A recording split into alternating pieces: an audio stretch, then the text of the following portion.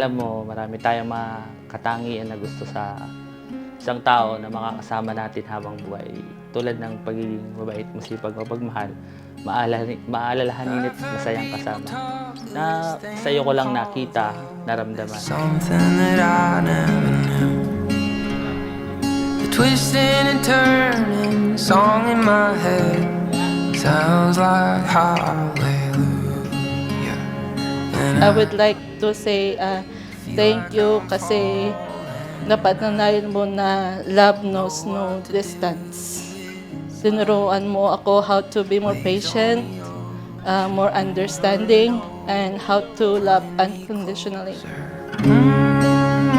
Napakapalad po ninyo, Patrick Angelo and Eileen, sapagkat narito ang inyong mga magulang na siyang karamay, gabay ninyo sa inyong pagpapakasal sa oras na ito, sapagkat sa unang panahon ay hindi po pagkakaibigan o isang relasyon na kung ano paman, kundi relasyon ng pag-aasawa ang unang binidisyonan ng Panginoon. and soldering through every wall that stood so tall. What have I gotten into? 'Cause I feel like I'm falling. I don't know what to do. It's like waves on the ocean, over and over, pulling me close. Simula sa araw nito, sa akin ka lahat, sa'yo na ako. Hindi ko man maipangako sa'yo na maging perfectong asawa ako. Pero gagawin ko naman ang lahat, papasaya ka lang araw-araw. Thank you, Jailin. Kasi maraming beses man ang dumaan na pwede mo ako bitawan. Pero andyan ka pa din para ituwid at mahalin ako.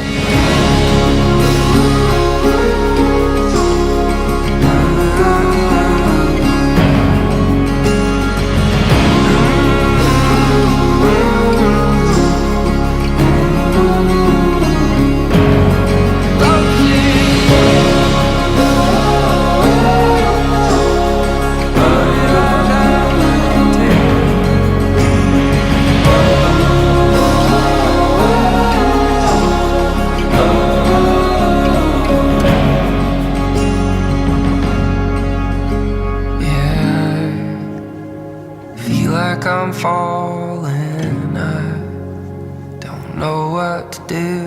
It's like waves on the ocean, over and over, pulling me closer to you. Thank you kasi nandiyan ka lagi, napapangiti mo ako. And you make me laugh kahit pagod ako sa trabaho.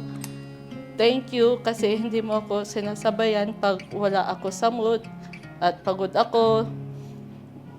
At ikaw lagi ang gumagawa ng paraan para magkaayos tayo pag may problema tayo.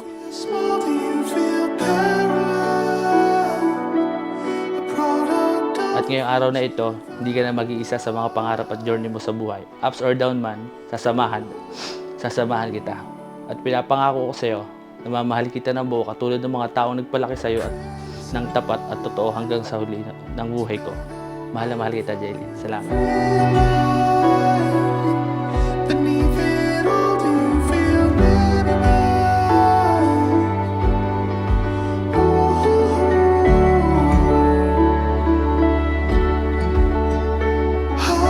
Ang kalooban ng Diyos ay ang pag-isang dibdib ng lalaki at babae. Ang pinag-isa ng Diyos ay hindi pwedeng paghawalayin ng tao. Narito ka, Brother Patrick, Sister Eileen, upang silyuhan ang inyong pag-isang dibdib sa harapan ng Panginoon. Narito kayo upang malaman ninyo ang katotohanan na ang lalaking nilikha at ang babaeng nilikha ay pagsasamahin sa isang matrimonyo ng kasal.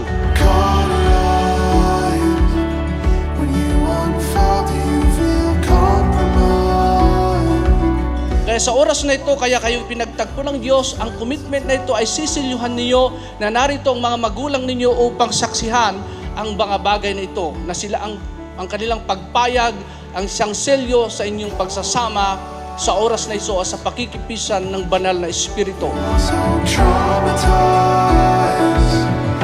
Alam ko na marami pa tayong trials and ito lang ang pagsisimula ng pagsasama natin, and let's always choose to stay together and work things out.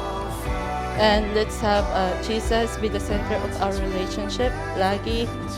And asawa, nandito lang ako lagi. Always remember that I love you and I can't wait to spend more time with you and more anniversaries to come. I love you.